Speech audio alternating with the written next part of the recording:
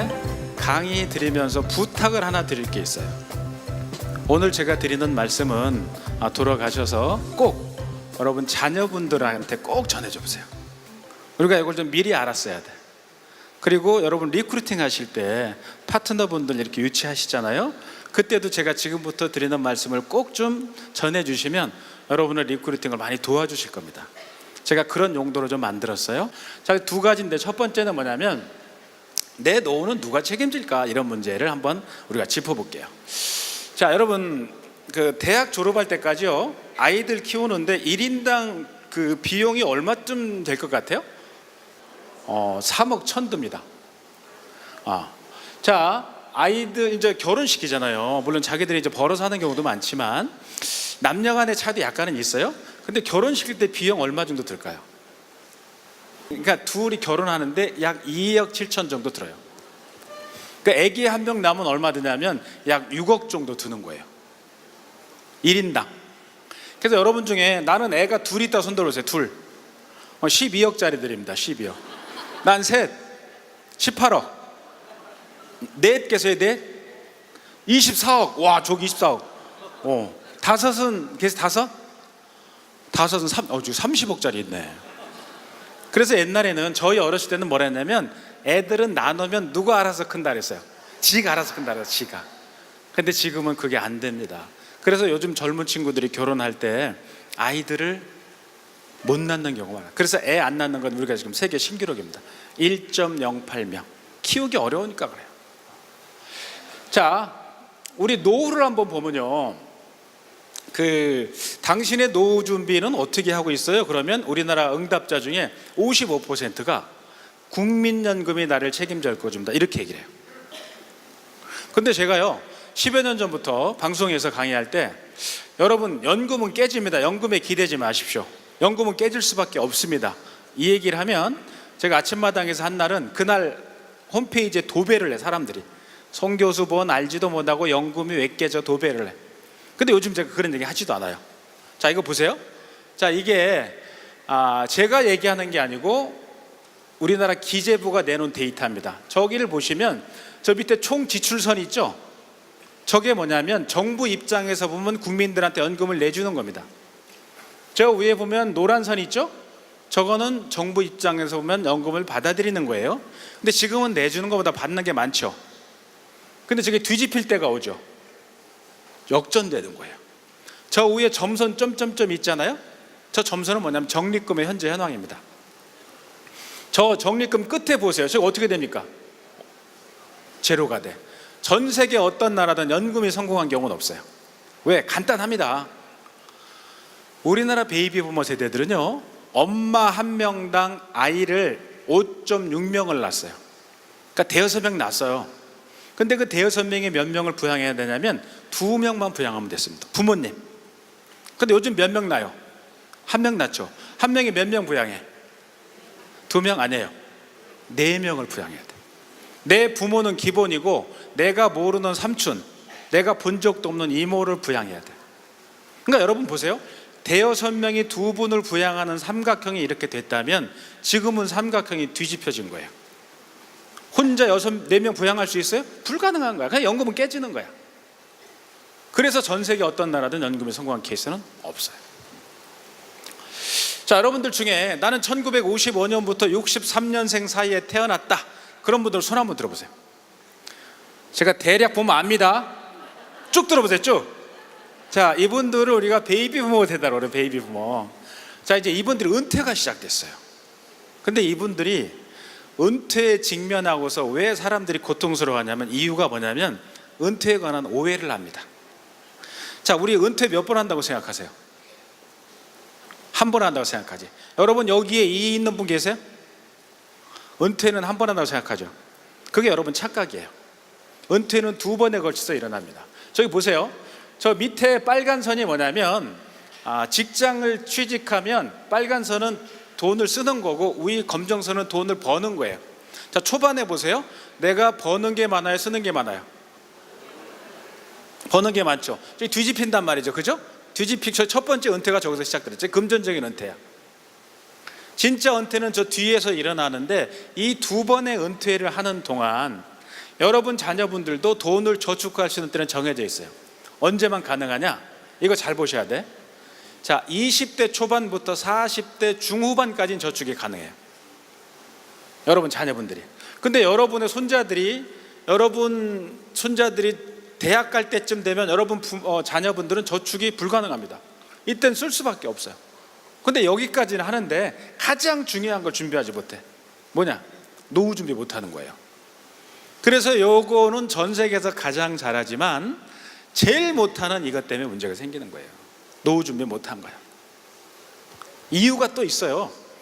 여러분, 한국은 우리는 반만년의 역사를 가졌다고 그러잖아요. 5천년의 역사. 그 5천년 역사 중에 3대가 한 집에 살았습니다. 아버지가 부모를 부양했고 우리를 키웠단 말이에요. 그래서 아버지가 할아버지 될 때쯤 되면 아버지는 돈이 없어도 됐어요. 몰빵을 했거든, 우리 자식들한테. 그래도 됐어. 왜? 그 아버지를 누가 모셨어요?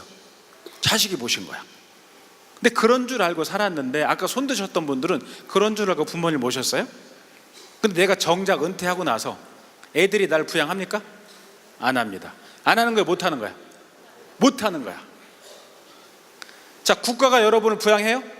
못 한단 말이에요. 자, 그러면 여러분 자식도 부양하지 못해, 여러분도 부양 못해, 저 국가도 부양 안 해. 그럼 누가 부양해야 돼? 누가? 내가. 뭐해서? 그렇지, 젬마에서. 그렇지, 맞아. 내가 해서 할 수밖에 없어. 방법이 없어요. 지금 구조 자체가 이럴 테니까. 자, 우리 아까 손 들었던 분들, 초반에 계신 분들이 여기 계실 거예요. 55세쯤 되실 겁니다. 우리는 앞으로 살아가는데 돈이 얼마 정도 들 것 같아요? 대략 한번 여쭤볼까요? 대략 얼마 정도 들 것 같아요? 50세부터 평생 살아가야 돼. 55세부터 쓰기 나름인데요. 평균적으로 한국 평균 80억. 야, 부자들 많이 주네. 드레스가 부자 드레스 같아. 얼마 좀 될 것 같아요? 15억. 이 더 부자네, 더 부자야. 사람들이 55세부터 살면 한 2, 3억이면 되지 않을까 생각해요. 그런데 여러분, 55세부터 80세까지 사는데 얼마냐면 8억 들어갑니다. 90세까지 11억 들어가요. 100세까지 14억 5천이 들어가. 근데 우리나라 55세가 갖고 있는 돈이 얼마냐? 2억 9,600만 원밖에 없어요. 그러니까 저 돈으로 살 수 있는 나이는 얼마냐면, 죄송하지만 64세가 되면 돌아가 주셔야 돼. 저게 제로가 되는 게 64세거든. 근데 여러분 64세에 돌아가십니까? 안 돼요. 우린 지나치게 오래 살아요. 앞으로는 웬만하면 죽지도 못해. 왜? 죽을 만하면 수술해버리잖아. 근데 문제는 뭐냐면, 오래 사는 건 좋은데 뭐가 없어? 돈이 없어서 문제가 생기는 거예요. 그래서 여기까지 이제 우리 현실을 좀 말씀드렸고, 좋아, 그러면 알겠어. 한국이 어려운 거 알겠고, 애 키우려면 돈 많이 들어가는 거 알아. 내가 100세까지 살려면 14억 5천 들어가는 거 알아. 그럼 난 어떻게 해야 부자가 될 수 있어? 그 얘기를 지금부터 말씀드릴 거예요. 그래서 이 부자의 5가지 비밀은 우리가 외우기 쉽습니다. 오행시로 돼 있어. 오행시.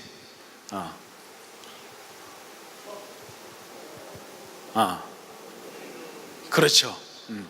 오행시. 여기 제가 알기 쉽게. 그래서 이 5가지를 머릿속에 기억하면 좋아요. 외우기 쉬워요.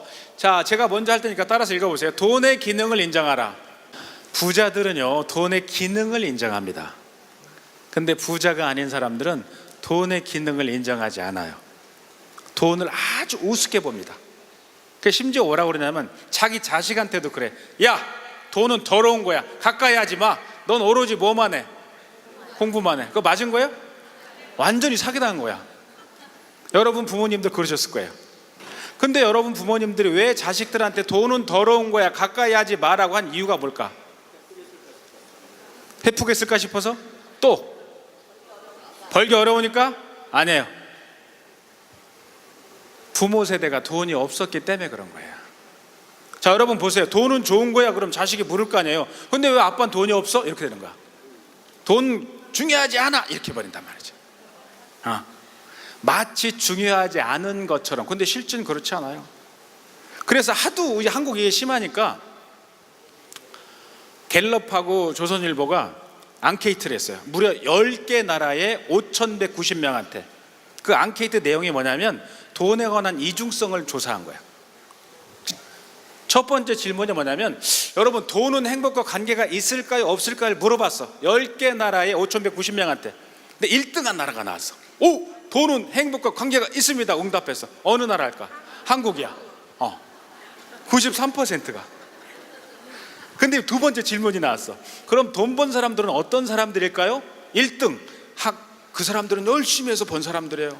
근데 맨 꼴등이 나왔어. 돈 번 놈들은 다 도둑놈들이에요. 이거 어디야 꼴등이? 한국이야, 한국, 우리나라. 57%.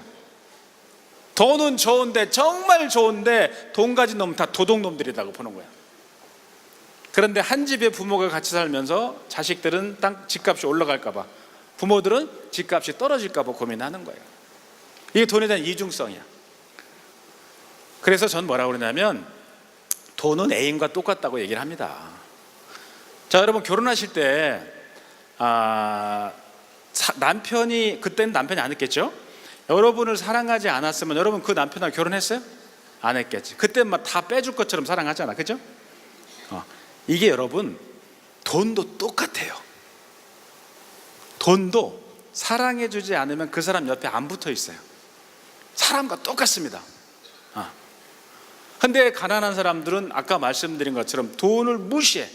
진짜로 무시하는 것처럼. 그래서 그 사람들 모여서 얘기하는 걸 들어보세요. 밤새 자기 돈 내고 자기 맥주 소주 마시면서 무슨 얘기 하냐면, 그 주제가 지구온난화 이런 얘기하고 앉아있어요. 자기하고 상관도 없는 얘기를 하고 있는 거야. 전혀 관계가 없어. 부자들은 지구온난화 얘기하지 않아요. 그냥 뭐 투자거리 없나, 좋은 거 없어? 아이디어 뭐 없나, 이렇게 얘기한단 말이야. 그래서 돈은 여러분 두 가지를 줍니다. 첫 번째는 뭐냐? 자, 읽어보세요. 시작. 오케이, 돈은 자유를 준다. 돈은 자유를 줘. 여러분, 그 부군께서 어떤 날 직장을 다니시든 뭐 대부분 직장 뭐 사업하시든 새벽 한 2, 3시에 들어오는 경우 있죠. 이만큼 꽐라가 돼가지고 완전히. 그 이 인간이 하루가 아니라 이제 요즘 며칠 동안 꽐라가 돼서 들어와 봅니까? 여러분, 그 늦게 들어오는, 매일 밤 새벽에 들어오는 남편한테 문 열고 딱 들어오면, 오, 남편님 고생하셨습니다, 어서 오십시오, 이렇게 합니까? 그럼 아니요. 싹 박살을 내죠. 바가지 긁잖아. 근데 여러분, 새벽 2, 3시까지 하루 이틀도 아니고 요즘 계속 2, 3시까지 마시고 들어오는데, 그 남편이 새벽 2, 3시까지 누구랑 마신 줄 알아요? 몰라요. 몰라요? 누가 한번 제가 여쭤봤더니 뭐 지하의 자매들하고 마셨다고 하더라고. 그 지하의 자매들하고 마신 게 아니에요. 여러분, 누구랑 마셨냐면 갑하고 마신, 갑, 거래처. 그 사람하고 안 마시면, 그 사람 거래가 안 되면 내가 잘리는 거예요. 그러니까 먹고 살라고 그러고 다니는 거야. 새벽에 출근합니다. 6시에 나가. 술도 안 깨서 눈도 빨갛고, 오늘 진짜 나가기 싫어. 근데 나가야 돼요. 안 나가면 잘리니까 먹고 살라고 가는 거예요. 근데 회사 가면 제일 보기 싫은 인간이 있어. 김 부장. 그러니까 내가 맨날 봐야 돼. 보기 싫어. 근데 그 사람 봐야 돼. 안 보면 잘리니까 먹고 살라고 그러고 다니는 거예요. 맞아요, 틀려요? 맞아요, 틀려요? 맞아요. 먹고 살라고 그러고 다니는 거야. 결국 뭐야? 돈 때문에 그러고 가는 거야. 근데 어느 날 여러분이 이 젠마 비즈니스를 통해서 완전히 대박이 났어요. 완전히 대박이 났어. 그럼 여러분, 남편께서, 여러분 이 사업에서 돈을 많이 벌었는데 그 남편이 새벽 2, 3시까지 술 마시고 다닐까요? 안 마십니다. 누가 좋아하는 시간에 마실까? 내가 좋아하는 시간에. 그렇지. 누가 좋아하는 사람과, 내가 좋아하는 사람과, 누가 좋아하는 장소에서, 내가 좋아하는 장소에서, 누가 좋아하는 안주로, 내가 좋아하는 안주. 여러분, 돈을 잃으면, 돈이 없으면 자유가 여러분께 아니에요. 돈이 없으면, 남자들은 이걸 개목골이라고 그래요. 남자들끼리는 개처럼 끌려다닐 수밖에 없어요. 저당 잡힌 거야. 돈이 없으면 자유가 내 것이 아니고, 돈이 있으면 자유는 여러분 거예요. 돈은 자유를 줍니다. 이렇게 돈은 소중한 거야. 이해하시겠어요? 오케이. 두 번째 뭘 주냐면, 돈은 권력을 줘요. 힘을 줘. 만약 우리 박창희 사장님께서 돈이 한 5천억쯤 있다고 쳐보자고요. 기분이 어떠세요? 째지죠. 죽이죠. 5천억 죽이잖아요. 근데 오늘 행사 끝나고 우리가 여기 대전에서 요 앞에 있는 분들하고 몇 분이 가가지고 이렇게 저녁을 먹는데 우리 박창희 사장님께서 모 지역에 땅을 산다는 거야. 어디를 대면서. 그럼 우리가 그 얘기를 들었어. 우리는 어떤 행동을 할까? 거기 어디야? 구체적으로 물어보고 잠깐 화장실 갔다 올게. 화장실 가는 척하고 전화합니다. 집에 돈 가진 거 얼마 있냐? 그러니까 모두 몰아가지고 그 땅을 사요. 그 옆 땅을. 근데 여러분, 박창희 사장님 옆집에 안창희 사장님이 있다고 쳐봐. 안창희야? 근데 그분은 전 재산이 5천 원이야. 전 재산이. 근데 밥 먹는데 그 안창희 사장이 나도 땅 좀 살라 그래? 이래. 우리가 그 얘기를 들었어요. 여러분, 그 5천 원밖에 없는 안창희 사장이 땅 산다고 하면 여러분 어떤 생각해? 그 얘기하면 그렇지, 미친년. 그렇죠, 미친년이라고 그러지. 5천 원밖에 무슨 땅을 사, 이렇게 하죠. 자, 여러분 보세요.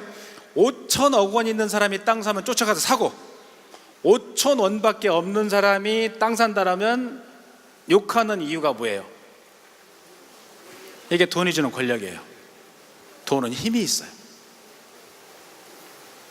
부자가 어느 날 갑자기 어떤 주식을 산다 그러면 주변에서 덩달아 사는 거예요.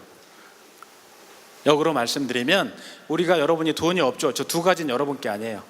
개처럼 끌려다닐 수밖에 없고, 있고 싶지 않은 자리에 있어야 되고, 만나기 싫은 사람을 만나야 돼요. 방법이 없어요. 힘이 없어. 근데 돈이 있으면 저 두 가지는 내 거야. 그 돈의 기능을 인정하셔야 돼. 이게 부자들이 첫 번째 기준이에요. 돈은 뭐와 같다 그랬어요? 애인과 똑같다. 사랑해줘야만 온다. 돈을 귀해줘야만 온다는 거지. 부자들은 이걸 아주 잘하고 있습니다. 자, 이게 헤르만에스 데미안이 얘기한 얘기인데, 여러분, 새가 알을 깨는 게 쉬워요? 어려워요. 근데 못 깨면 어때? 거기서 죽는 거야. 태어날 수 없어요. 한 번은 깨야 돼. 한 번. 그래서 여러분들이 자유를 얻으려면 쉽진 않지만 그걸 깨야 돼요. 안 깨면 얻을 수가 없어요. 자유가 여러분께 아니야. 그래서 한 번만이라도 여러분이 그거 한번 걸어볼 필요가 있다. 그래서 여러분 자신한테 물어보세요. 한번, 나는 진짜 한 번만이라도 한번 붙어본 적이 있었던가? 대부분 글쎄 하실 겁니다. 글쎄. 부자가 될 수 없어요. 그 돈으로 자유를 얻으려면 내가 하기 좋은 일은 남들도 하기 좋은, 그 돈이 안 됩니다. 자, 두 번째 읽어보세요. 남기지 마라 이게야. 기왕에 시작했으면 끝장을 보라 이거예요. 이게 두 번째입니다. 자, 두 번째입니다. 따라서 읽어보세요. 도전하라. 자, 이제 여러분은 이건 리크루팅 할 때 활용하시도록 제가 만든 거니까 잘 한번 참고하세요. 자, 퇴직을 하게 되면 우리가 이런 코스를 가요. 재취업을 하는 경우도 있고 창업하는 경우도 있잖아요. 재취업하면 성공률이 이렇게 낮습니다. 5년 이내에 65%가 다시 나와야 돼. 그 직장에서. 자영업 창업을 하면 이렇게 돼요. 근데 실패하면 저 가운데 모인단 말이에요. 저 가운데로 모이면 이 관계를 신속하게 지나갑니다. 낙관했다가 의기소침했다가 불안초조했다, 분노에 떨어. 이 마지막 상태에 가면 내가 알지도 못하는 사람을 칼로 찌르는 거예요. 알지도 못하는 사람. 여러분, 칼 찌를 정도면 아는 사람이어야 되잖아요. 원한 관계가 있다든지. 저 상태가 되면 그걸 잃어버리는 거예요. 근데 말씀드린 것처럼 은퇴는 빨리 하고 직장에서 빨리 나와야 되고, 우리는 오래 살아. 한 번의 창업은 필수야. 그 사람의 직업이 뭐든지 간에. 여기도 변호사님도 오셨을 거고 의사 선생님도 이 자리에 계실 거예요. 어쩔 수 없이 한 번의 창업은 해야 돼. 방법이 없어. 그럼 어떤 창업이 좋을까? 자, 고민해 보자고. 저는 뭐라고 그러냐면 자영업은 절대로 창업하지 말라 그래요. 망한다. 이게 성공 확률이 5% 미만입니다. 자, 우리나라와 미국의 자영업자 확률인데요, 비율인데요, 미국 같은 경우는 100명이 길거리를 지나가면 그 중에 7명이 자영업자인데 한국은 27명이야. 우리가 작년에 저 데이터가 얼마였냐면 30명이었어요. 한국이. 전 세계에서 망하지 않은 나라 중에 우리가 1등이야. 망하지 않은 나라 중에. 근데 한국이 망하지 않은 나라 중에 1등인 이유가 뭘까요? 왜 자영업자가 제일 많아? 우리가 장사의 신이야? 왜? 할 일이 없는 거예요. 직장이 없어. 그냥 하는 거야. 근데 저 중에 제일 많은 업종이 뭡니까? 식당. 자, 식당의 숫자예요. 인구 1000명당 숫자인데 왼쪽이 미국이고요, 우리가 오른쪽인데 우린 쟤들보다 6배가 높아요. 그래서 우리가 옛날에 왼쪽에서는 먹는 장사가 남는다 그랬을 때가 있었어요. 근데 지금 오른쪽은 그 얘기는 끝나버린 겁니다. 근데 여러분, 식당 중에 가장 많이 하는 게 있죠. 뭐예요? 치킨집. 우리나라를 치킨 공화국이라고 하거든요. 여러분, 그 전 세계 맥도날드 매장이 아프리카부터 다 퍼져 있잖아요, 모스크바까지. 근데 전 세계 맥도날드 매장이 35,000개랍니다. 근데 한국에 닭집이 몇 개인 줄 아세요? 59,000개야. 진짜 대단하지 않습니까? 전 세계 매장보다 한국 닭집이 더 많아. 근데 더 기가 막힌 거는 커피점이에요. 커피 파는데 10만 개. 저거 정말 심각한 겁니다. 자, 이게 닭들이 많이 죽는 데입니다. 이게 빅데이터 써서 나온 건데 송파, 노원 이쪽이 많이 죽고, 이건 주인도 같이 많이 죽는 데들이야. 닭들도 죽고 주인도 죽고. 제일 많이 창업하는 데고 저희가. 그래서 한때는 데이터에 보니까요, 권리금이 4억이고 월세가 600만 원짜리 닭집이 있대.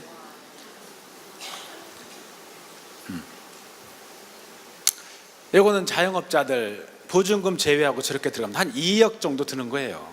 근데 제가 뭐라 그러냐면, 절대로 자영업 하지 마세요. 왜? 여러분, 해보신 분 많을 겁니다. 솔직하게 여기 손들어보면 많을 건데, 자영업 창업자가 망하는 데는요 3개월이면 충분해요. 자, 3년짜리 계약 해놨어요. 점포. 첫 달 어디 가냐면 세무서 가는 거야. 세무 신고하러. 창업 신고지. 두 번째 전단지 돌려. 세 번째 세무서 또 가. 왜? 폐업 신고. 해보셨네. 폐업 신고로 가는 거야. 그럼 나중에 문 닫아놓고 3년 계약했으면 석 달 하고 닫아놓고 내가 월세 다 내고 이 이 관리비 다 내는 거야. 그건 보증금에서 까는 거예요. 여러분, 들어갈 때 권리금 내고 들어가죠? 권리금은 영수증이 없어요. 나올 때 1원도 못 받을 수도 있어요. 그래서 완전 패가망신하는 게 자영업이에요. 그러니까 절대로 하지 마라. 근데 여러분 주변에 얄미운 사람들이 있잖아. 나랑 사업하자는데 끝까지 반대하는 그 얄미운 사람한테는 요거 끝나자마자 전화하세요. 야, 요즘 닭집이 최고랜다. 알려줘. 자, 그러면 최고의 창업 기준은 없을까? 어차피 창업해야 되는데, 자, 이게 여러분이 하시는 사업과 비교해서 한번 들어보세요. 하나하나가 맞는지 틀리는지 보세요. 자, 여러분 하시는 사업이 자본금 낮고 투자 대비 수익성이 좋아요, 안 좋아요? 안 들려요? 딱 여러분들 얘기입니다. 아까 그랬죠. 점포는 2, 3억 들어요. 여러분도 2, 3억 드나요? 아니잖아, 그죠? 자, 두 번째, 시장 수요가 많고 사람들이 모두 필요로 해야 돼. 맞아요, 틀려요? 맞아요. 자, 세 번째, 중복 구매로 이어질 수도 있고 소모품이 유리해. 맞아요, 틀려요? 맞아요. 자, 네 번째, 상품 유통이나 대리점 운영을 고려해 볼 만해야 돼. 맞아요, 틀려요? 이거는 여러분 사업이 법률적인 용어로 보면 대리점 사업이에요. 여러분 하시는 일이. 자, 다섯 번째, 사업을 유지할 수 있는 자생력이 있어야 돼. 제가 볼 때 이거는 약간 달라요. 개인마다. 어떤 사람은 자생력이 없을 수도 있고 있을 수도 있어. 자, 여섯 번째, 다른 사람의 힘을 빌릴 수 있는 일이 해야 돼. 맞아요, 틀려요? 어떤 업종보다 네트워크 사업은요, 스폰서의 도움과 파트너들의 이만큼 도움받는 사업은 없습니다. 여러분 생각해 보세요. 여러분이 판매하는 게 비행기가 아니잖아요. 탱크가 아니라고요. 내가 혼자 팔아서 돈을 벌 수 있는 건 정해져 있단 말이죠. 그런데 어떤 사람들은 연간 수억, 수십억씩 벌잖아. 그거 왜 그래? 파트너와 스폰서의 힘 때문에 그런 거예요. 다른 많은 사람들의 힘을 얻을 수 있는. 그래서 아까 그 이우종 대표님 그러시잖아요. 내가 한 명의 파트너를 진짜 잘 키우면 그 사람이 나를 위해서 이런 얘기를 하는 게 이 얘기입니다. 자, 일곱 번째, 성공인사와 친분을 쌓을 수 있는 일이 해야 돼. 맞아요, 틀려요? 여러분 별 사람 다 만나잖아, 그죠? 정치인, 경제인 다 만나죠? 삶의 질을 높이고 이상을 실현할 수 있어야 돼. 맞아요, 틀려요? 맞아요. 처음에 저는 이 네트워크 강의를 오랫동안 했거든요. 제가 검증된 네트워크사들은 다 강의를 합니다. 근데 이분들이 성공, 그러니까 오늘처럼 전 젠마에 처음 왔잖아요, 오늘. 근데 자꾸 하면 눈에 익어요. 근데 그분들이 성장하는 걸 제가 봅니다. 근데요, 처음에 성장하다 보면 뭐가 바뀌냐면 차가 바뀌고 집이 바뀌어. 나중에 뭐가 바뀌는 줄 아세요? 남편이 바뀐다고? 나중에는 삶의 질이 바뀌어요. 그러니까 차와 집만 바뀌는 게 아니야. 삶의 질이 바뀌더라니까. 9번째, 천부적인 재능을 발휘할 무대가 있어야 돼. 근데 요것도 제 생각에는 저 5번째와 비슷해요. 개인적인 성향이야. 자, 10번째, 인정을 받고 끊임없는 수요가 있어야 돼. 맞아요, 틀려요?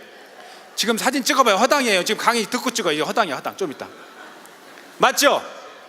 근데 이게 여러분, 제가 송진구가 주장하는 게 아니고 하버드 대학이 주장하는 창업 10계명이야. 그래서 여러분, 이 사진 찍은 걸 갖고 리크루팅하러 가실 때 둘이 앉아서 여러분 얘기만 하지 마시고 공식적인 데이터를 놓고 얘기하세요. 아까 자영업 망하는 거 보셨죠? 그거 놓고, 그 다음에 이거 놓고, 이런 사업이 당신한테도 유리한 사업 아니냐, 아주 솔직하게 얘기를 하면 그걸 요거 3가지로 압축할 수가 있어요. 돈을 투자하지 않아야 돼. 여러분 하시는 일 맞아요, 틀려요? 맞죠? 자, 시간과 몸은 투자해야지. 근데 사업은 여러분 100% 잘 될 수도 있어, 안 될 수도 있어? 안 될 수도 있어. 그럴 때는 리스크가 줄여야 되는 거죠. 이걸 놓고 얘기를 하라는 얘기예요. 리크루팅 하실 때 어떤 아이템이 가장 좋겠니? 만약 잘못되면 잘못될 수도 있으니까. 아시겠죠? 오케이. 자, 그러면 왜 많은 아이템 중에 네트워크 사업을 얘기하냐? 이건 제가 생각하는 관점이에요. 3가지 이유가 있습니다. 자, 첫 번째 뭐냐면 리스크를 감소시킬 수 있어. 여러분, 목돈 들어가지 않잖아요. 생활 경비 정도 있으면 되지. 두 번째 뭐냐? 정년이 없어. 이게 은퇴가 있어요? 없어요. 자기가 은퇴하는 경우는 있어. 나이 걸려서 은퇴하는 경우는 없어요. 자, 3번째, 시스템의 수익을 창출시켜. 맞아요, 틀려요? 맞아요. 여러분과 제가 아까 제 강의 주제 중에 그 스페인 산티아고 주제가 있어요. 제가 산티아고를 30일 동안 800km를 다큐를 찍으러 갔다 왔거든요. 눈물 나는 얘기가 있는데, 만약 여러분하고 제가 다 같이 갔어요. 여기 전체가 다. 그러면 저는 이 강의료가 얼마일까요? 한 달 동안 강의료가 빵원이야. 제 학교 월급 나오는 거 빼고는 강의료를 못 받겠지. 강의 안 하니까. 물론 방송국에서 돈을 주겠죠. 근데 여러분이 저랑 갔어요? 여러분 수입도 빵이에요? 아니야. 이게 그 얘기예요. 여러분이 한국에 없어도 외국으로 여행을 가더라도 수익은 지속적으로 창출된다 이거죠. 그래서 네트워크 사업의 핵심 기간이 이거라 얘기하는 거예요. 지금부터는 점포 사업과 네트워크 사업을 비교를 해드립니다. 자, 왼쪽이 점포야. 초기 투자 비용 아까 얼마 든다 그랬어요? 그렇죠, 2억 이상 들어갑니다. 근데 여러분 한 3억 든다며? 여러분 활동 비용 있으면 되죠? 리스크는 뭐냐면 2억 플러스 알파가 깨져요. 2억짜리는 반드시 4억이 깨집니다. 1억짜리는 반드시 2억이 깨져요. 이게 창업의 법칙이야. 자, 근데 여러분의 리스크 없어요? 여러분 있어요. 여러분도 리스크가 있어. 어떤 리스크일까? 그렇죠, 시간, 비용, 여러분 활동하고 밥 먹고 돌아다니는 이런 것들. 자, 수익은 뭐냐면 이게 우리나라 자영업자 창업의 수익 현황이에요. 100만 원 이상 버는 사람, 못 버는 사람이 57%나 돼요. 100명 중에 57명은 굶는 거예요. 400 이상 버는 사람이 5.6%밖에 안 되지. 근데 여러분의 수익은 어때요? 재미난 게요, 여러분 혼자 하는 게 아니라 여러분 수익 플러스 파트너들의 수입이야. 맞죠? 그리고 제품 검증 어떠냐면 점포 사업은 예를 들어서 여러분 김치찌개 집집마다 맛이 다 똑같아요? 달라요? 다릅니다. 그걸 손맛이라 그러지. 근데 여러분 네트워크사들은 제품이 모두 검증이 다 됐어요. 네트워크사 제품 하나는 최고야. 자, 구매빈도 어때? 만약 우리가 이 전체가 어디 식당 도와주려고 가도 우리 다 들어갈 수 없잖아요. 제한이 있어. 근데 여러분들의 일은 어때요? 매일 사고 매일 지속적으로 구매를 하잖아요. 그 장래성 어떠냐면 이건 케이스 바이 케이스로 끝납니다. 근데 네트워크의 장래성이 있어요. 제가 회사들 가서 강의해 보면 수입이 좋은 분들은 이 앞에 있는 분들이시죠. 이 돈으로부터 자유로운 분들, 이분들은 돈을 많이 버니까 자녀들을 좋은 학교로 유학을 다 보내. 그러니까 얘들이 졸업하고 좋은 회사에 취직을 했어. 그럼 얘들이 취직해서 그 좋은 컨설팅 회사에 다니다 말고 엄마, 나 엄마랑 같이 네트워크 하면 안 돼? 이렇게 하는 사람도 많아. 왜? 이것 때문에 그래 이거. 이게 이 사업의 굉장한 메리트입니다. 오래 하시다 보면 알아 이게 뭔 얘기인지. 내가 그동안 읽었던 것들을 다 자식한테 줄 수 있으니까. 여러분 삼성전자의 사장이 만약에 오너 사장이 아닌 사람이 사장하면 대단하죠. 연봉 한 200~300억 할 겁니다. 그 사람이 은퇴하고 딱 나왔어. 그럼 그 자식이 그 사람 자식이 삼성 들어갈 수 있어요? 끝난 거예요. 대물림이 안 됩니다. 근데 이 사업은 대물림이 돼요. 자, 이제 세 번째입니다. 크게 읽어보세요. 보물지도를 만들어라. 크게 보세요. 크게 시작. 보물지도는 꿈에 관한 얘기를 하는 겁니다. 꿈에 대한 설정을 하라 이런 얘기인데, 자, 이게 네이처 아메리카에서 밝힌 거예요. 우리가 보통 꿈을 꿔라 이런 얘기를 많이 하잖아요. 과학적으로 검증이 됐어. 뇌에 꿈을 설정하는 순간 뇌에 불이 켜진다는 거야. 불이 환하게 켜진대. 그리고 장단기 목표들 있잖아요. 꿈 밑에 있는 것들이 그 목표들이거든요. 그걸 설정하면 약 5천억 개 이상의 뇌세포가 움직이기 시작한다는 거야. 이게 과학적으로 검증이 됐어요. 여러분 거꾸로 꿈이 없거나 목표가 없는 사람들은 뇌가 어떤 상태야? 꺼져 있어. 뇌세포가 움직여? 안 움직이는 거예요. 신기하게도 검증이 됐어요. 그래서 꿈을 갖는 건 이만큼 소중하다고 하는 건데, 한 번은 이 실험 결과가 나오기 전에 옛날 얘기입니다. 어떤 심리학자가 이제 궁금증이 있었어요. 야, 평범한 애를 천재로 만들 수 있을까? 우리 그런 생각은 하잖아요. 근데 이 사람은 그걸 실행한 대단한 사람인데 신문에 광고를 냈어. 뭐라고 냈냐면 이렇게 낸 거야. 저와 결혼해 주실 분, 지극히 평범한 여자를 급히 구합니다. 천재 만들기 실험용 아이를 낳아주실 분을 구합니다. 정신 나갔죠, 그죠? 근데 이 정신 나간 광고를 보고 어떤 여자가 지원을 했어. 내가 애 낳는 실험에 참가하겠다. 둘이 애를 낳았어요. 낳아가지고 어떻게 했냐면, 이 심리학자는 그러니까 자기는 전공이 이쪽이잖아요. 그러니까 자기 애를 낳는데 이쪽을 가르치면 안 맞다. 왜? 내 DNA가 얘한테 유전됐을 거 아니에요. 그러니까 전혀 관계없는 걸 가르치자. 그래서 양쪽 집안을 조사를 싹 하니까, 여러분 그 체스 알죠? 체스 이렇게 두는 거, 두 집 다 체스를 둔 적이 없는 거야. 다 오케이 이거로 정했어. 그래서 첫째가 딸이었는데 애가 나 이제 클 거 아니야. 이렇게 클 때 일부러 아빠가 체스를 재밌게 두는 거야. 엄청 재밌게. 그러니까 얘가 크다가 아빠 나도 체스 두고 싶어. 안 돼. 넌 안 돼. 나중에 안 돼 게 막 우는 거야. 애가 아빠 제발 좀 나 체스 좀, 그거 진짜 하고 싶니? 네 아빠. 걔한테 그럼 체스 해봐. 걔 책도 사주고 넌지시 그런 거야. 얘가 컸어요. 커가지고 얘가 세계 챔피언을 4번을 합니다. 이게 첫째 딸이야. 둘째 딸이 태어났어. 걔도 똑같이 해서 얘도 세계 챔피언. 셋째가 태어났는데 얘는 진짜 대단해요. 세계 챔피언을 여러분 무려 25년 동안 했어. IQ 170. 이 왼쪽에 있는 저 주디트 폴가가 그 주인공입니다. 셋째 딸. 오른쪽은 3명의 딸들이지. 그래서 이게 입증이 된 거예요. 평범한 애지만 이렇게 잘할 수 있다고 믿으면 애는 천재가 될 수도 있다. 뇌에 무서운 힘이야. 그래서 그 실험용 여자가 이 왼쪽 여자예요. 여기 실험용 여자. 그때 실험 신문 보고 온 오른쪽이 그 교수고. 그래서 우리 뇌 속에 뭔가를 절실하게 심는다면 그건 이루어질 가능성이 높다는 거예요. 그게 꿈과 희망이야. 이런 것들이 많이 우리한테 입증을 해주죠. 자, 4번째입니다. 읽어보세요. 인맥을 구축하라. 부자들은 보물지도를 명쾌하게 갖고 있고 그 다음에 좋은 인맥들이 있어요. 부자들은. 자, 우리 인생에서 가장 강력한 영향을 끼치는 게 뭐냐면 누구를 만나느냐입니다. 누구. 요것 때문에 인생이 뒤집어진 분들 막 이 자리에도 있을 거야 아마. 누구를 잘못 만나서, 그죠? 그래서 요거에 관한 연구를 한 사람들이 있는데 하버드대 교수들이 했어요. 그래서 이 사람들이 이 커넥티드라는 책을 씁니다. 이게 수학, 의학, 과학을 인간관계에 묶은 거예요.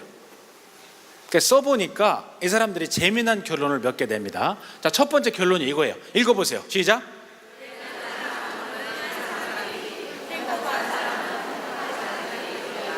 저기 맞는 것 같아요? 틀린 것 같아요?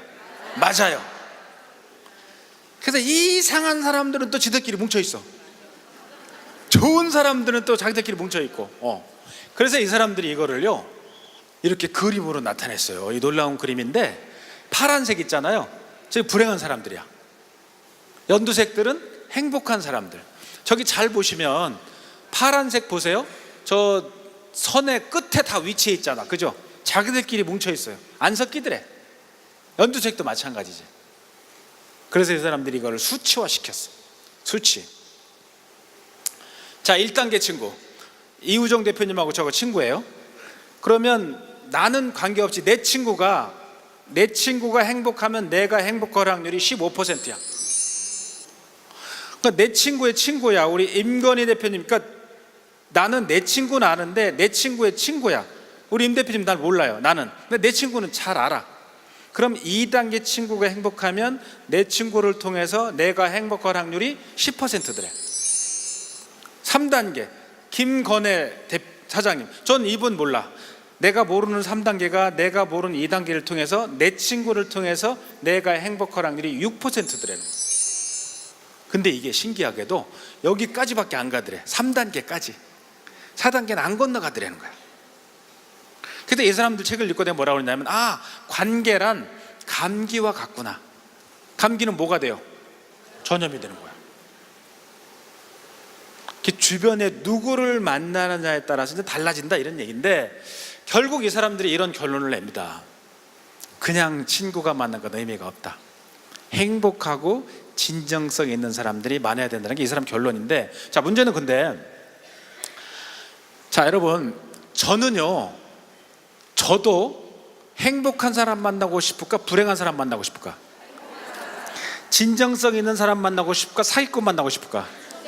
그죠? 그럼 저도 그렇고 여러분도 똑같아. 여기까지 이해하시죠? 자, 그러면 만약 제가 그렇지 않다면 여러분이 저를 만나겠어요? 안 만나주는 거야. 이 관계의 핵심은 누구의 문제냐? 나의 문제야.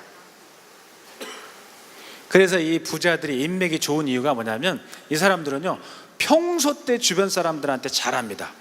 근데 이게 정해져 있어요. 그리고 무슨 일이 터지잖아. 부자가 아닌 사람들은 터진 다음에 쫓아가. 좀 도와주세요. 물론 초등학교, 중학교 친구인 건 맞는데 그건 가서 쫓아가서 될 일이 아니에요. 근데 부자들은 전화 한 통 딱 끝납니다. 이런 일이 생겼는데 좀 도와주면 좋겠어. 알았어. 내가 만나지도 않아. 전화 한 통으로 끝나. 평소에 이 사람은 진정성을 유지했던 거야. 그래서 결국엔 누구의 문제? 나의 문제라는 걸 꼭 기억하세요. 부자들은 그래서 이 진정성이 다른 사람보다 굉장히 독특합니다. 그리고 저는 이런 얘기 많이 해. 배터리 나가는 놈 만나지 마라. 만날 때마다 배터리 나간 사람 있잖아요. 여기 가수가 오셨네. 임병수 가수께서. 그리고 밑에가 공자님이 하신 얘기예요. 함부로 사람을 사귀면 반드시 후회할 일이 생긴다는 거야. 요즘 사람 때문에 많이 망합니다. 그래서 사람은 가려서 사귀어라. 좋은 사람들을 만나면 내가 좋은 사람들의 영향을 받는다. 안 그러면 나쁜 사람들의 영향을 받을 수밖에 없다는 얘기입니다. 그래서 인맥이 달인이 되는 방법을 좀 말씀드리면 5가지인데, 첫 번째, 먼저 줘야 돼. 근데 우리는 언제 주려고 그래? 받은 다음에. 네가 먼저 남 줘봐. 그럼 내가 줄게. 이런단 말이지. 그럼 주고받고가 안 되는 거야. 두 번째는 조건이 없어야 돼. 내가 이거 줄 테니까 너 그거 줄래? 그건 인맥이 아니에요. 거래야. 그리고 고마운 사람보단 필요한 사람이 돼야 돼. 그리고 네 번째 중요합니다. 은혜는 반드시 갚아야 돼.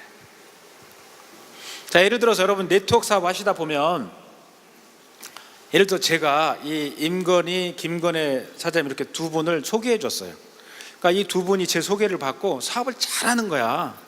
근데 너무 두 분이 이제 둘 다 내 친구였는데 둘이 너무 친해져 가지고 나중에 나를 잘라버렸어. 이런 경우 있어요, 없어요? 흔해. 자, 이 두 분이 나를 자르면 내 뒤에 있는 그 진정성 있는 사람들을 이 두 분한테 소개시켜 줄까? 안 시켜주는 거야. 가장 멍청한 사람들이야. 제가 진정성 있는 사람을 뽑으려면 수십 년 동안 제가 만난 사람 중에 검증된 사람이야. 내가 몇 년 동안 쌓은 거야? 수십 년 동안 쌓은 거야. 은혜를 잘 갚으면 그 사람들이 다 내 인맥이 되는 거예요. 그래서 늘 피드백을 해주는 거예요. 그때 소개해 줬는데 잘하고 있어요. 너무 고마워요. 그럼 나 같아도 소개 또 해주려고 하지. 그래서 여러분, 인맥이 좋은 사람들은 그 인맥이 폭발하는 거예요. 이 네트워크가 똑같아. 네트워크는 파는 게 아니거든. 그래서 그걸 다운라인들이 이렇게 심어지듯이 인맥도 그렇게 심어지는 거예요. 은혜는 반드시 갚아라. 마지막은 감동을 줄 필요가 있다. 감동이라 하면 사람들이 오해해. 예를 들어서 여러분 오늘 행사에 오시느라고 젊은 분들은 꼬마들을 옆집에 맡겨놓고 온 분이 있을 거예요. 근데 저녁에 가보니까 애가 잘 케어가 됐어. 제일 잘 노는 것 같아. 그러니까 옆집한테 고맙다고 벤츠를 하나 사주는 거야. 벤츠 한 대 고맙다고. 그럼 그건 아주 감동스럽겠죠. 여기서 얘기하는 건 그게 아니에요. 감동스러움이란 뭐냐면 물건으로 따지는 게 아니야. 진정성 있게 말 한마디라도. 그러면 사람들이 야, 이 사람 참 진정성이 있구나 이렇게 되는 거지. 그걸 유지할 필요가 있다 얘기예요. 자, 다섯 번째입니다. 읽어보세요. 다른 시각을 가져라. 크게 시작. 오케이. 응? 자, 가난한 자와 부자들은 다릅니다. 돈이 딱 생기잖아요. 부자들은 그걸 투자를 하고 가난한 사람들은 소비를 해. 예를 들어 오늘 여러분 가위바위보에서 마지막 이긴 분한테 제가 현금으로 1,000만 원 딱 드렸어요. 자, 우리 옛말에 공돈은 어떻게 해야 된다? 써야 된다. 질러버려. 어디 가서 확 질러. 그게 가난한 사람들은 백 하나 딱 사는 거야. 1,000만 원짜리. 근데 부자들은 그렇지 않아요. 그 1,000만 원을 어디다 딱 저금하면서 뭘 보냐? 저걸 보는 거야. 저게 내 5년 후에 내 건물이야. 저 집이 5년 후에 내 거야. 1,000만 원 쌓아놓으면서. 자, 여러분 1,000만 원짜리 가방에 기쁨을 더 줘? 50억짜리 건물에 기쁨을 더 줘? 50억짜리예요. 그래서 부자들은 유보할 줄 알아. 유보. 기쁨을 유보시키는 거지. 그래서 이 두 가지의 차이를 여러분 아셔야 돼. 가난한 사람들 그냥 소비해버린다니까. 질러버려. 그 순간 가치가 없어지지. 투자는 가치가 드러나는 거야.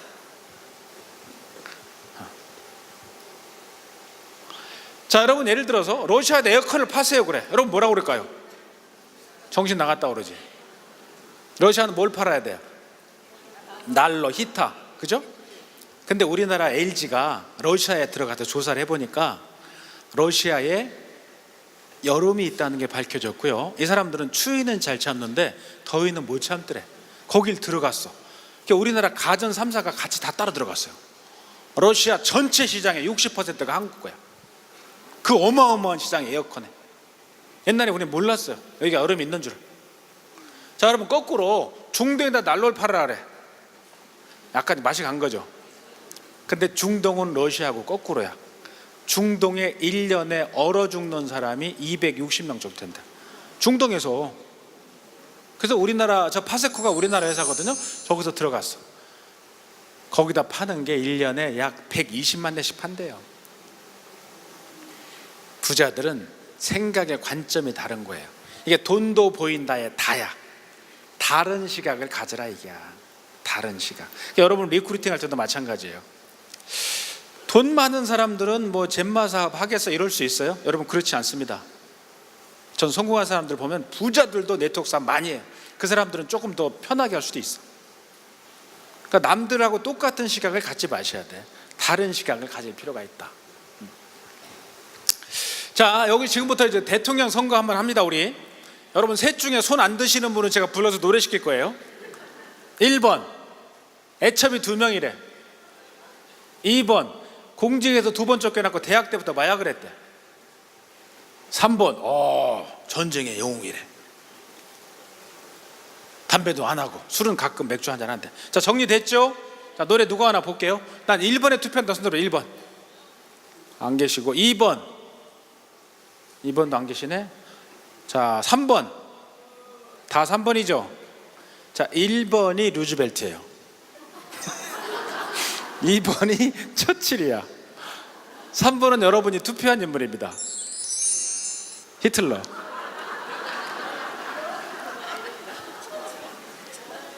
이런 걸 편견이라고 그래요. 편견. 저 사람들은 훌륭한 사람 못 되겠네, 훌륭한 사람 되겠네, 편견. 근데 저는요, 이 견자를 저 볼견자를 쓰고 저 밑에 있는 개견자를 써요. 왜? 여러분과 제 마음속에 2마리의 개가 살고 있어. 하나는 부정, 하나는 긍정. 얘들이 맨날 싸워. 근데 여러분, 사람에 따라서 마음속의 개가 싸울 때 이기는 개는 정해져 있는 거 아세요? 부정적인 사람은 항상 부정의 개가 이겨. 왜?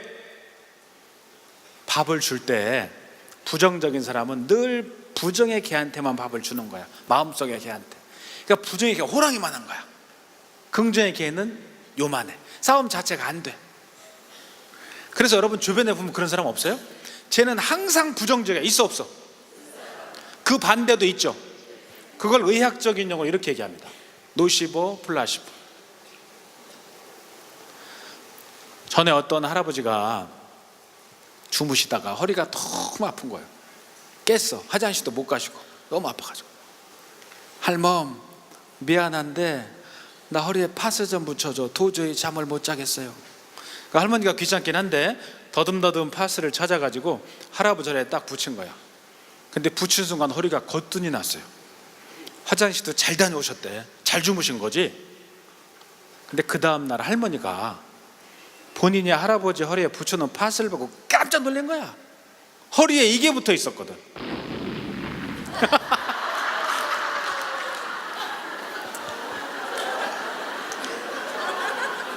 할머니 눈이 어두워서 중국식 스티커 붙여놓은 거야. 중국식 스티커 붙였는데 할아버지 허리가 왜 났어요? 이게 뭐라고 생각한 거야? 파스. 자, 모든 건 어디에 있다? 마음에 있다. 동의하세요? 동의하시면 박수를 쳐야지.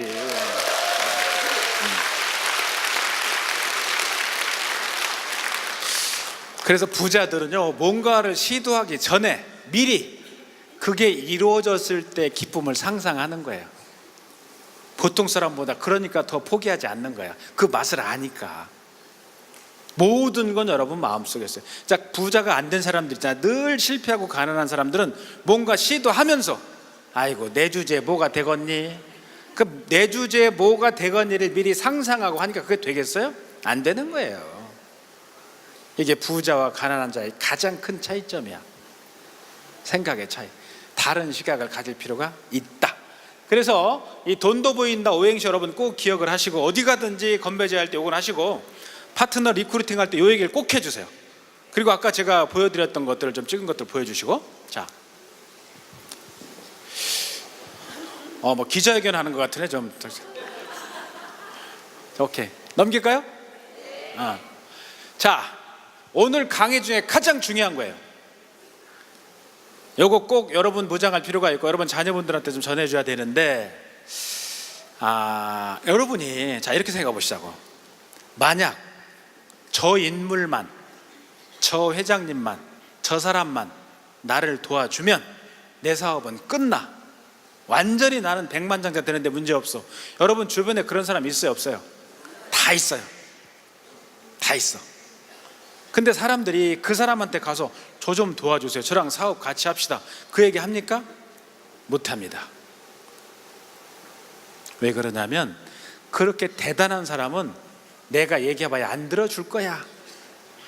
안 들어줄 놈한테 가서 부탁을 하니 분명히 안 들어줄 건데 그때 내가 뭐만 상해? 자존심만 상해. 이것 때문에 못 가는 거예요. 이것 때문에 포기하는 겁니다. 그래서 여러분들도 요거에 매몰돼 있으면 죄송한 얘기인데 여러분 이 사업 성공할 수 없어요. 저는 네트워크 강의를 10여 년 동안 해오면서 이 사업을 하다 그만두는 사람의 80-90%의 원인이 이것 때문에 있어요. 자존심 때문에 집에 가는 거야. 이게 육체적으로 힘들어가는 게 아니에요. 여러분 뭐 지구 다니고 이구 다니고 그러지 않잖아요. 그래서 거꾸로 말씀드리면, 제가 지금부터 말씀드리는 걸 여러분이 완전히 무장할 수 있다면 여러분 파트너들이 그만두는 걸 80~90%는 막을 수는 있다는 얘기야. 오케이? 자, 그 얘기를 지금 해드릴게요. 자, 이게 자존심의 정의예요. 읽어보세요. 크게 시작.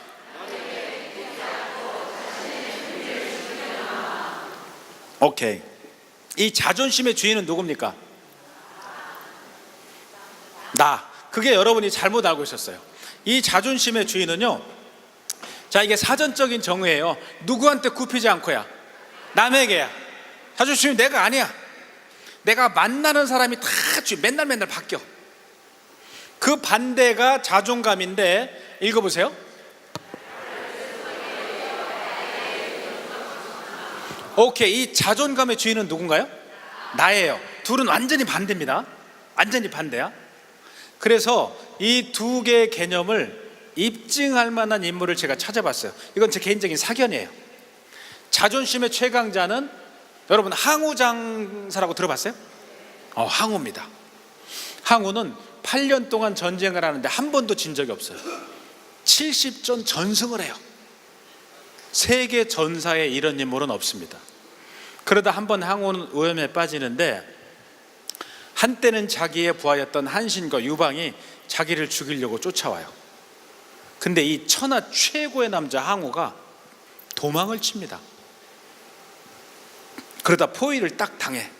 그걸 여러분 사면초가라고 들어봤나요? 이게 이 상황이었어. 거기서 항우는 죽어야 돼. 그걸 뚫을 수가 없거든. 근데 워낙 항우는 싸움을 잘합니다. 그래서 항우가 사면초가를 뚫어요. 근데 뚫는 과정 중에 무슨 일이 생기냐면, 요 당시에 왕들은요, 전쟁터에 다닐 때 가족들을 데리고 다녔어요. 나라가 정해지지 않은 상태였어. 진시황이 죽고 나서 바로 직후거든. 그 데리고 다니는데, 과거의 왕들은 첩이 수십 명이었어요.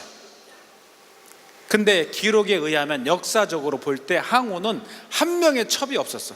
유일한 여자, 자기 부인 우희라고 하는 유일한 여자가 자기 부인, 당대 최고의 미인이지. 근데 여러분, 우희가 그 사면초가를 뚫다가 죽습니다. 근데 이 항우의 시 중에 뭐가 있냐면, 역발산 기계세라는 시가 있어요. 힘은 산을 뽑고 기는 세상을 덮는다 할 정도로 천하 최고의 항우가 자기가 가장 사랑하는 여자 하나 지키지 못하고 피눈물을 뿌리면서 도망을 치는 거예요. 그게 중국의 경국 중에 패왕별입니다. 패왕별이 아시죠? 근데 항우는 그 부인을 잃고 이제 도망을 치다 강을 딱 만나요. 강. 이제 요 강을 못 건너면 항우는 죽는 건데, 이게 오강이라는 강이에요. 오강.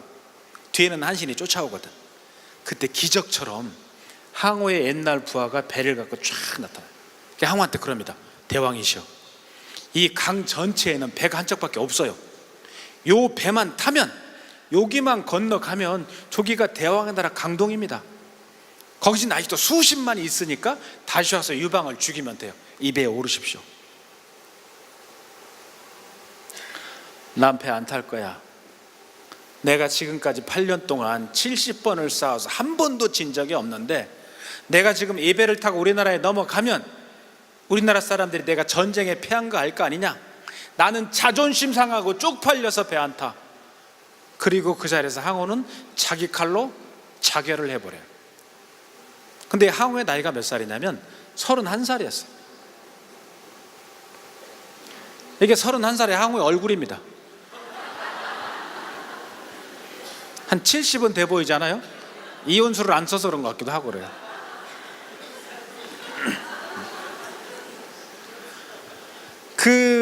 여러분 중국의 두보라는 시인 알죠? 두보가 항우의 죽음을 놓고 그 시를 씁니다. 전쟁하는 자가 이기고 지는 일은 언제든지 있을 수 있는 일인데, 항우가 31살 때 한 번만 이거를 참았더라면 중국 역사는 뒤집혔다는 거야. 이게 뭐냐? 항우는 주인이 자기가 아니에요. 주인이 남이야. 내가 가면 우리나라 사람들이 나를 우습게 볼 것 때문에 죽은 거예요. 이게 여러분 자존심이에요. 저도 강의하는 사람으로서 너무나 안타까운 게 항우가 그 당시에 제 강의를 한번 들었더라면 그럼 안 죽었을 거 아니에요. 제 강의는 사람이 죽다가도 살거든. 그게 너무나 안타까워. 역사가들이 그 얘기해요. 항우는 71전 중에 마지막 전투 빼고는 한 번도 진 적이 없었거든요. 근데 그 적수인 유방은 얘를 한 번도 이긴 적이 없어. 전패를 했어. 그래서 한 번의 전투 때문에 운명이 바뀐 건데, 항우가 그때 그 배만 탔더라면 역사는 뒤집혔다는 게 정론이에요. 항우가 왜 죽었냐? 자존심 때문에 죽은 거예요. 아까 여러분이 저 회장님만 놔두어주면 끝낼 텐데 못 가는 거야. 왜? 에이, 자존심 상해. 끝나버린 거지. 못 가는 거야. 자존감의 최강자 이 사람이야. 이게 누구냐면 한신입니다. 여러분, 한신 장군 들어봤어요? 한신. 근데 한신은 어렸을 때 너무 가난해가지고 이렇게 얻어먹고 살았어요. 근데 얻어먹을 때 이걸 차고 다닙니다. 이게 한신의 장도라는 칼이야. 긴 칼. 긴 칼. 그러다 불량배한테 한번 걸려요. 야, 너 일로 와봐. 너 거주주제 칼 차고 다녀? 우리 무사들 쪽팔리게. 네가 무사야? 나도 무사인데? 그럼 잘 됐네. 한판 붙어. 둘 중에 하나 죽는 거야? 나 명분 없으면 안 싸워. 해! 안 해. 안 하면 내가 너를 죽일 거야. 죽기 싫으면 선택을 해. 칼을 들어서 나랑 싸우든지 아니면 내 가랑이 살을 개처럼 겨서 지나가. 그럼 용서해 줄게. 그래서 여러분이 아시는 것처럼 한신은 그 불량배의 가랑이 살을 개처럼 겨서 지나갑니다. 그때 한신의 별명이 생겨. 사타구니 무사 한신이야. 그러니까 온 동네 사람들이 비웃는 거예요. 처음에 한신은 항우한테 가요. 근데 항우는 얘를 중용하지 않습니다. 항우는 귀족 출신이었거든. 얘는 천민이고. 그러니까 얘가 누구한테 가냐?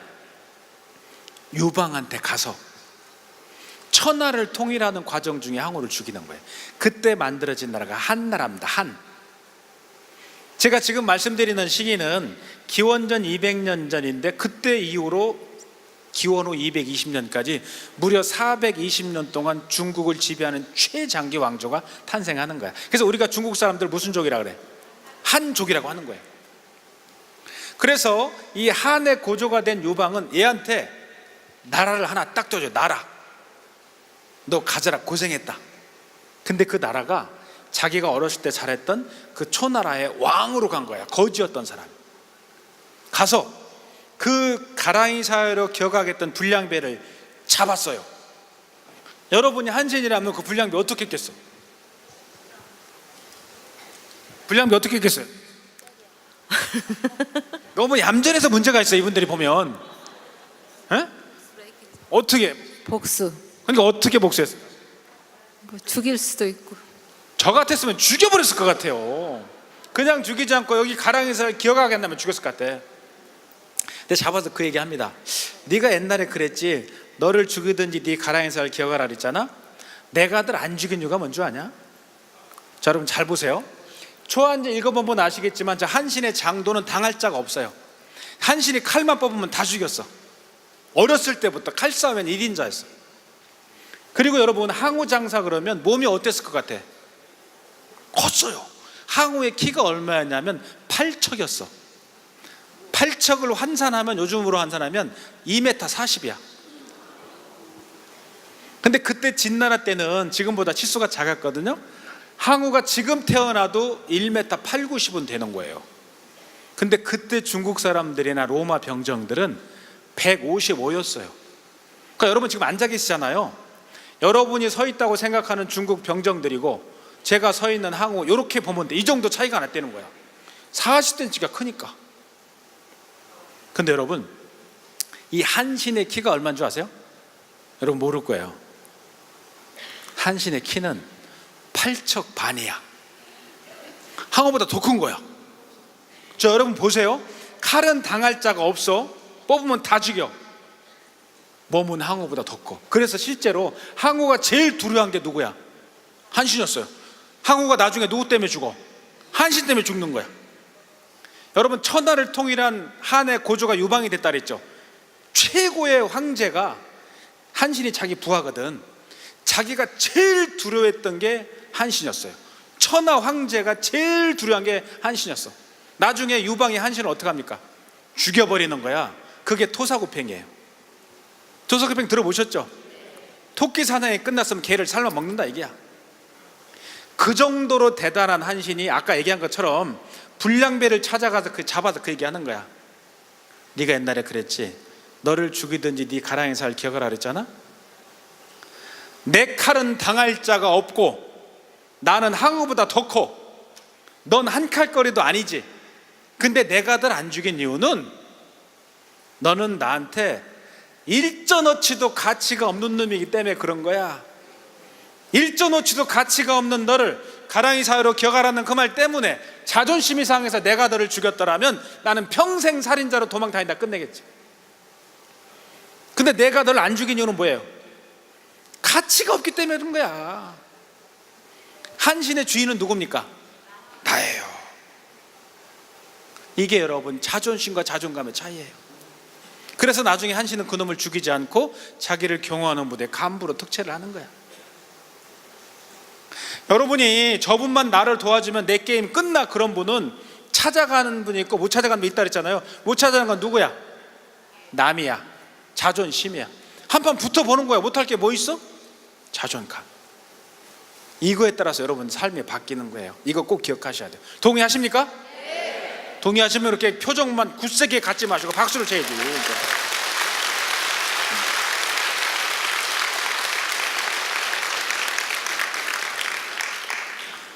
그래서 제가 이 질문을 해요. 강의할 때 제 강의 뭐 사장님들이 들으시거든, CEO분들이. 근데 한 번은 좀 특별한 분이야. 자기 자존심의 가치가 2조 5천억이라는 거야. 누가? 그 기준이 뭡니까? 자기네 회사 시가총액 기준이야. 그 회사 시가총액 2조 5천억이야. 제가 여러분한테 여쭤볼게요. 여러분의 자존심의 가치는 얼마나 됩니까?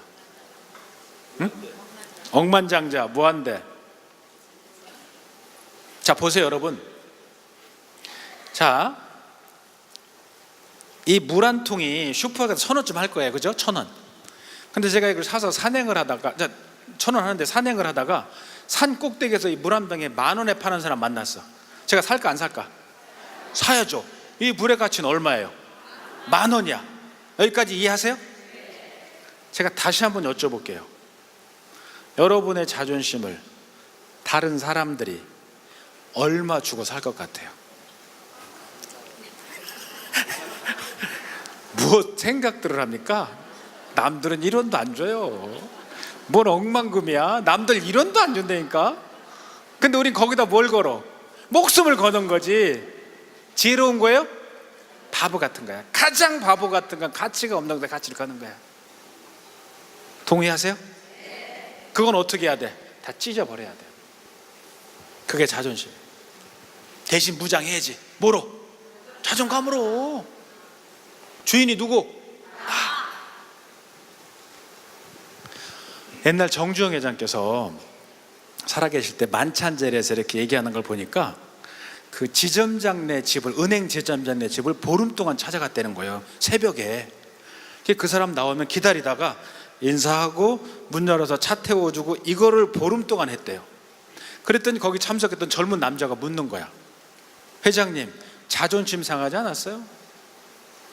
뭔 자존심이야 이 사람아. 난 사업하는 사람이고 그 전에는 은행 지점장이야. 내가 돈 필요해서 은행 가서 돈 좀 달라고 그랬어. 안 주더라고. 내 집으로 찾아가는 거야. 사업하는 사람이 지점장 찾아가서 돈 달라는데 뭔 자존심이야 이 사람. 제가 그때 생각이, 저 양반이 그 당시 자존심 온온했더라면 오늘날의 현대가 있을까? 없는 거예요. 그렇게 크게 성공한 사람들한테 발견되는 게 뭔지 아세요? 여러분 꼭 기억하세요. 불치하문이라는 게 있어요. 불치. 이 치자가 뭐냐면 귀자 옆에 마음심자가 붙은 건데, 우리가 수치스럽다 할 때 얼굴이 빨개지잖아요. 그러니까 불치는 뭐냐? 수치스러움이 없는 거야. 부끄러움이 없어. 하문, 궁금하면 밑에 놈한테 물어보는 거 부끄러운 일이 아니야. 여러분이 누군가한테 필요해서 더 좀 도와주세요. 이게 부끄러운 일이에요? 아닌 거야. 근데 많은 사람들은 거기에 부끄러움을 갖는다니까. 그러니까 가서 못 가는 거야. 더 좀 도와줘. 나랑 같이 합시다. 못 하는 거지. 그게 여러분, 그 수치가 제가 볼 때는 자존심이에요. 가질 필요가 없어요. 자, 이게 영업사원들 판매 성공률입니다. 한 번 갔다가 포기하고 집에 간 사람들, 저 사람 뭐 때문에 갔냐? 자존심 때문에 간 거야. 5번 갔더니 80% 성공하더래. 여러분, 저는 통계 이해 잘 하실 수 있죠? 이건 미국 대학에서 실험한 거예요. 저렇게 보시는 것처럼 알바생을 모아서 왼쪽에다 흉터를 그려준 다음에 나가서 저 상태로 다른 사람이 당신을 볼 때 그 느낌을 우리한테 얘기해 주라. 당신의 느낀 느낌을. 그래서 그려서 나가기 직전에 거울을 보여줬어. 그 거울을 보여주고 그러니까 그리고 거울 보니까 깜짝 놀래죠. 저런 무서운 흉터가 있으니까. 그래 거울을 내리게 한 다음에 그런 거야. 이게 이대로 나가면 지워질 수 있으니까 거기다 파우더를 좀 발라드릴게요. 파우더를 바르던 척하고 흉터를 지워버렸어. 흉터가 있어요, 없어요? 없는 상태로 나갔다 와서 이 교수들한테 보고하는 걸 보니까 완전 가관입니다. 교수님, 전 창피해서 혼났습니다. 지나가는 모든 사람들이 저를 쳐다보고요, 특히 제 뺨을 뚫어져라고 쳐다보는데 전 창피해서 혼났어요. 여기 흉터가 있어요, 없어요? 그걸 여러분 자격지심이라고 하는 거예요. 이 격자가 파도가 팡팡 바위를 때릴 때 그 물이 튀잖아요. 이게 그 격자예요. 그 때리면서 그 마음을 아프게 하는 거야. 그 문제는 그걸 누가 때려? 그 파도를 누가 치는 거야? 지가. 남들은 관심도 없어요. 여러분이 갖고 있는 자격지심 갖지 말란 소리야. 이해하시겠어요? 동의합니까? 동의하면 박수를 쳐야지.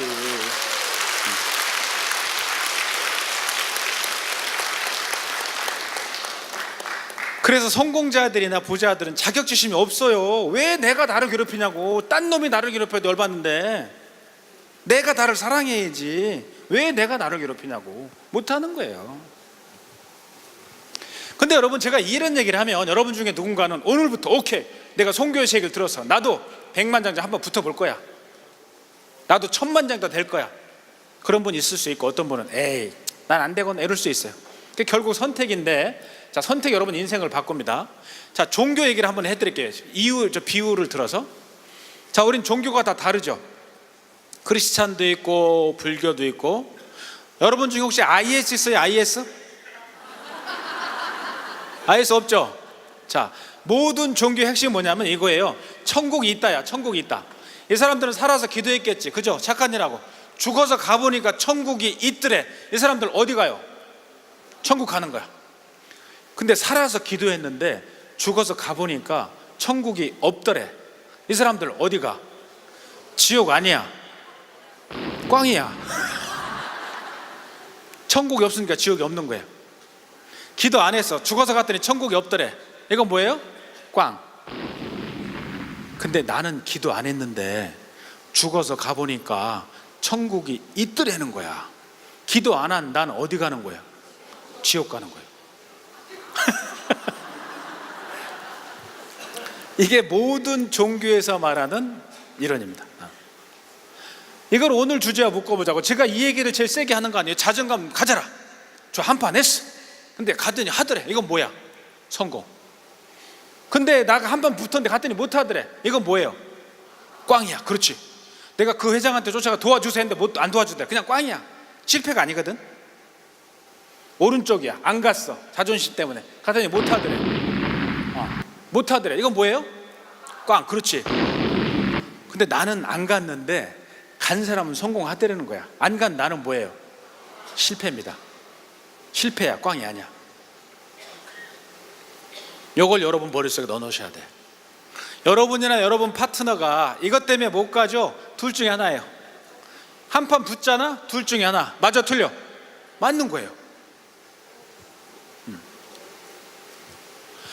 근데 여러분, 이 성공과 실패에 따라서 사람이 나뉘는데 패자들은요, 선택의 옵션이 없습니다. 먹고 살려면 해야 돼. 근데 중간자들의 선택이 있어요. 우리 흔히 하는 얘기 있잖아요. 뭐 할 수 없다면 뭐 해라. 그렇지. 피할 수 없다면 즐겨라. 근데 승자들의 선택은 기가 막힌 게 있어요.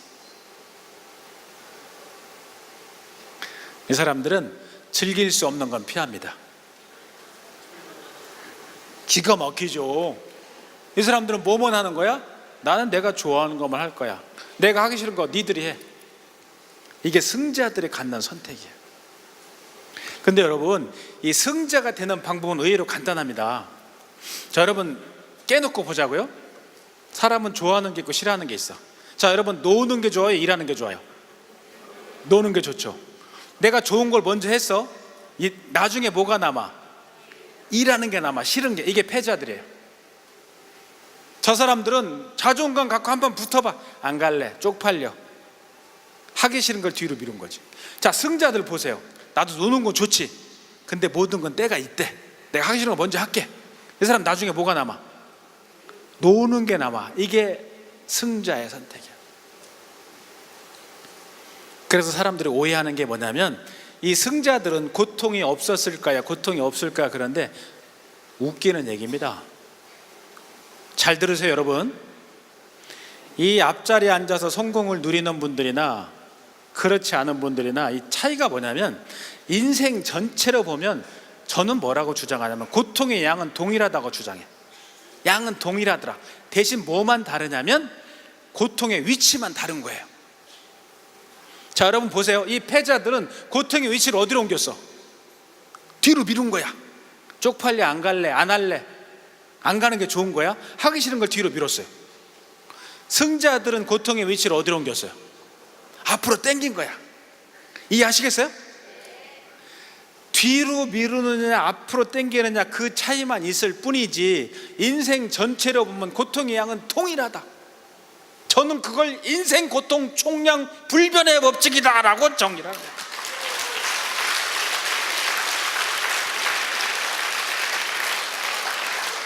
맞아요, 틀려요? 맞잖아. 여러분 자녀분들한테 그래서 고진감래를 하는 거 아니에요. 나중에 달콤함이 올 거야. 자존심 때문에 안 갈래? 그 사람들은 100% 나중에 눈물을 흘립니다. 그게 흥진비례예요. 눈물 흘릴 때가 와. 방법이 없어. 언젠간 눈물 흘려야 되거든. 그걸 지금 흘릴 거냐 나중에 흘릴 거냐 그 차이밖에 없는 거예요. 그래서 여러분들이 이 사업을 통해서, 야, 내가 못할 게 뭐 있냐? 내가 못할 게 뭐 있어? 주인이 난데. 여러분 그 정신으로 가면 분명히 여러분한테는 여러분이 원하는 삶, 가장 가깝게는 부자가 될 수도 있고 인생이 그렇게 바뀔 수도 있습니다. 이건 제 얘기가 아니고 우리의 많은 분 선조들이 한 얘기예요. 여러분 모두 부자가 될 수 있기를 여러분을 위해서 응원하고 기도합니다. 감사합니다.